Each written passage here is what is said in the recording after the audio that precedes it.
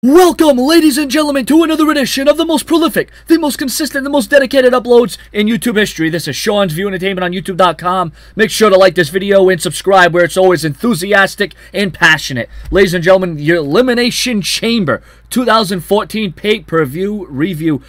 Intercontinental Championship on the line. Jack Swagger goes against Langston. I felt that this was a great match to set the tone for the rest of the night. Good chemistry between these two competitors. Both left it all in the ring. I'd give this 4 out of 5 stars. Solid effort by both competitors involved. And Langston comes away with the victor, but Jack Swagger has nothing to be ashamed of. Great match to start off the Elimination Chamber, in my estimation. It's a red hot night. The crowd is amped, and it looks like we're going to be in for one hell of a night in the cold, frigid Minnesota. Up next, the WWE Tag Team Championships would be up for grabs. The new Age Outlaws versus the Usos. This is a fairly decent match. Nothing too great here. I think they're saving something for, to a larger extent, like maybe WrestleMania. The New Age Outlaws and maybe the Usos are going to go at it, maybe some sort of triple threat or fatal four-way tag team match. But, I think it could have been a little bit better. Maybe went a little bit longer, but it was good for what it was. Like I said, decent. 3 out of 5 stars. The New Age Outlaws still the WWE Tag Team Champions of this world.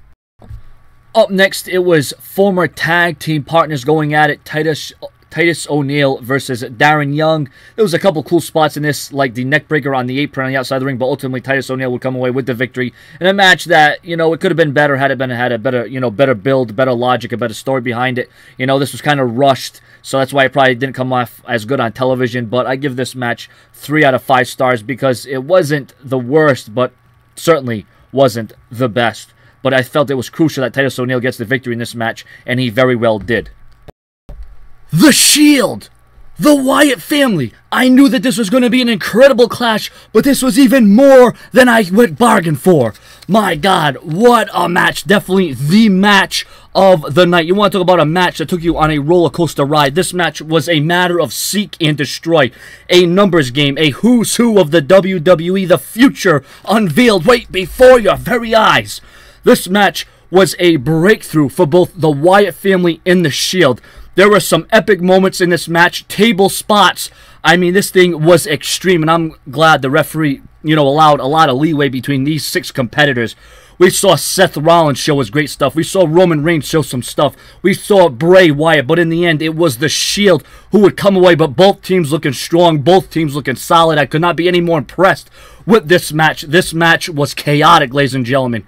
5 out of 5 stars. The match of the night, in my opinion. Roman Reigns showed why he is the future of the WWE by showing off his incredible strength and his prowess to prevail when it matters most. But in the end, it was Bray Wyatt who would get the deciding pinfall when the numbers game would catch up to the Shield.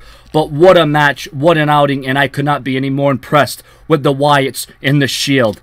Wow, that match has to be seen to be believed. It was Batista. It was Alberto Del Rio. It was a one-on-one exhibition. Now, in this match, Alberto would come down fainting, faking an injury. It was a facade. And, Del Rio went in this with a game plan, and that was to attack Batista with his crutch. And he did that throughout most of the match. Hell, before the match even began.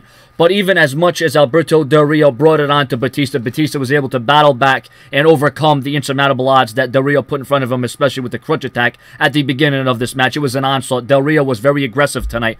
But, of course, the fans shit all over this match. Actually, for the most of it, they were chanting for Alberto Del Rio, as they were also chanting for Daniel Bryan, and they were also chanting for Chris Jericho, and they were also chanting for Brock Lesnar. Everyone but Batista. But that's okay, because Batista feeds off the crowd. He feeds off of noise. Just like John Cena, you can boo him, you can criticize him all you want, but you're giving him a reaction, and that's all that matters. And Batista comes away with the Batista bomb in a match that actually wasn't all that bad. A match that I would say was 3 out of 5 stars. It was then time for the destruction that was the Elimination Chamber match. Drastic times called for drastic measures. This was brutal. It was devastating. It was smash mouth, and it was definitely in your face. Now, this chamber match had its moments. It also had its downfalls and its downgrades. But you know what? I'm not going to complain and moan, because we knew the rumors. We knew going into this match pretty much what to expect. And what would happen is Randy Orton the WWE World Heavyweight Champion would enter the chamber last. He would enter the chamber last, so he would actually have more to gain than anything at the end of the day. The Wyatt family would come in and once again screw John Cena, much like they did at the Royal Rumble pay-per-view. How the hell did the Wyatt family get into the chamber? We'll never know. They're just that mysterious, and they're that mistaken. But I'll tell you what, John Cena is not going to forgive or forget about that. Like I said, this chamber match was good for what it was. Came down to Randy Orton and Daniel Bryan, and well, we all know what happens after that. The rest is by God history. And then from there, Kane would come out and act as if he didn't know what was going on, as if he didn't know they had anything to do with this. The Wyatt family coming in and attacking Cena and Bryan. But Kane, you know what? He had other reasons to actually be down ringside. I mean, what a reason for Kane to be down ringside. With Daniel Bryan in the ring, well, wasn't that something? Didn't that set up something? What a concoction there, now wasn't it? But like I said, all in all, this Elimination Chamber pay-per-view, I would rate it high at 8.5 out of 10 stars. Felt it did have good moments, had some great matches, some momentum, and now the road to WrestleMania is much clearer than it has ever been. So I think I didn't rate Elimination Chamber too far out, but I think it was good enough for what it was, and my expectations going in, you know, were subpar, but they were definitely lifted up after it was all said and done.